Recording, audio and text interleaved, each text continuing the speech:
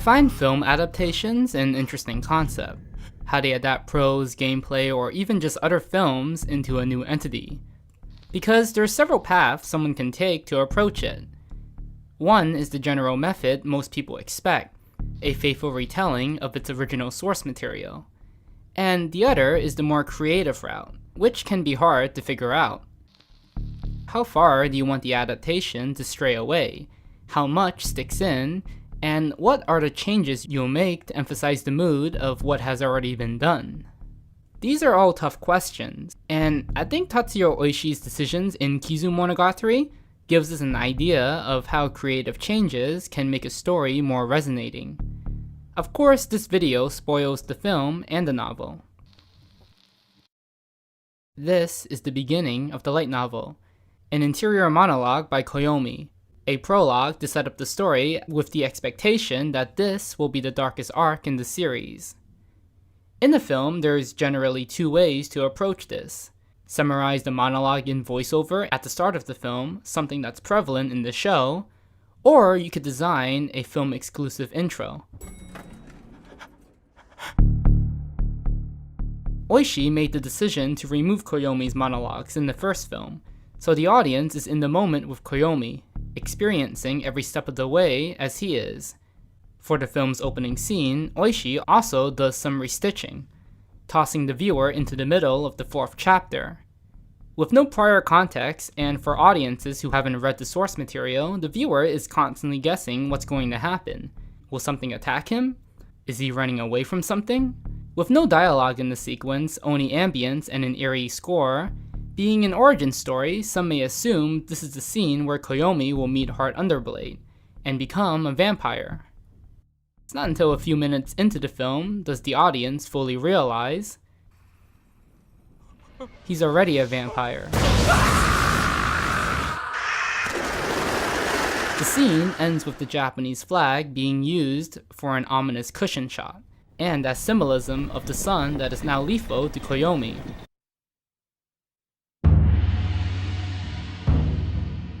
And by cutting to the foreboding opening credits,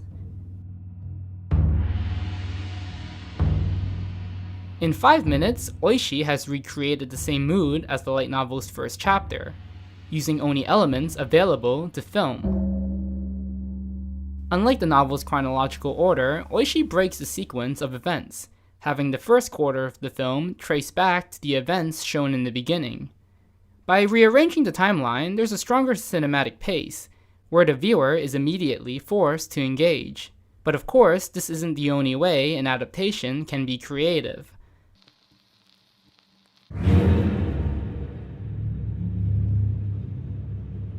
I've said this before, but setting plays a large part in both mood and aesthetic.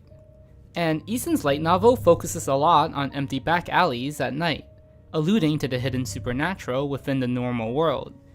Chapter 3 strongly utilizes this, emphasizing Heart Underblade dying under the one working street lamp. However, in Oishi's adaptation, we're in a bright, clean space, underground in a massive subway station. Here, Heart Underblade isn't hidden in darkness, but exposed under pure white light. Everything Oishi does here is an antithesis to Isen's original setting. But here's how every change makes this scene better for film. First off, unlike prose, film lacks the ability for expository writing, meaning that if the light novel is using a sequence of sentences as a build-up to the scene, film has to replicate that emotion visually and auditorially. With a massive metro complex, Koyomi can be forced to follow a track of blood through an array of sets, with the score playing in a slow crescendo. This goes on for about 3 minutes, like how prose can go on for 3 pages. And its consistent color balance and minimalist design mirrors the effects one can get from a novel's rhetoric, bringing Koyomi to the reveal.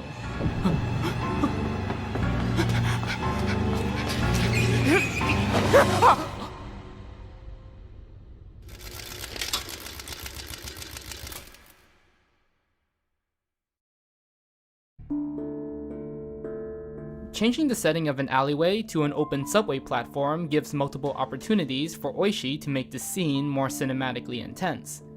For one, Heart Underblade being shown under bright lights makes her appear more vulnerable, as she's explicitly weak in this moment. Koyomi is actually the one with all the leverage in this scene, but due to Underblade's composure against his own, it feels like she's the one in control. Oishi continues even further by including a bypassing train to give the shots more movement and uses the screech of the wheels and track as an extra layer of auditive intensity. The white color of the station also has a strong contrast from the sharp red blood and dress of Underblade, so she's literally hard to look away from, since her figure stands out against her surroundings. Visually, she's seductive as much to us as she is to Koyomi. So by changing the location of a crucial scene, in 5 minutes, Oishi is able to make us understand Heart Underblade's desperate situation, her personality versus Koyomi's, the danger both characters are in, and why Koyomi can't turn away from her, without using expository dialogue. All of this can easily be conveyed in a novel. In film, it's not as simple, since more variables are in play. And that's why people usually complain about novel to film adaptations, since so much information that can be shown in writing can't be shown the same way in film. A lot of the time, in order to convey the same tone in a different medium, you'll need to do something more fitting for it. But just replicating every single frame from panel to panel can be boring. Not only does it defeat the purpose of an adaptation, it also wastes the capabilities of the medium it's being adapted into. Kizumonogatari is a faithful adaptation in its own way, such that it replicates the tone of Isin's light novel, but doesn't bother with the minutiae. This way, things can get wildly creative.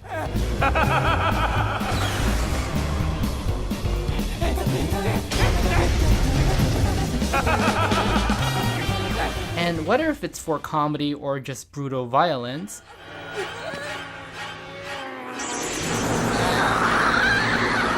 it's strangely beautiful, and is something that's disappointingly rare for films in general. Using oddly burlesque imagery for cinematic flavor. But that's the taste you get from creative adaptations, finding that certain beauty you can't capture in other mediums. When it comes down to narrative fidelity, this seriously isn't a problem, because if you end up sacrificing details here and there, it makes room for new ones in places you never saw before.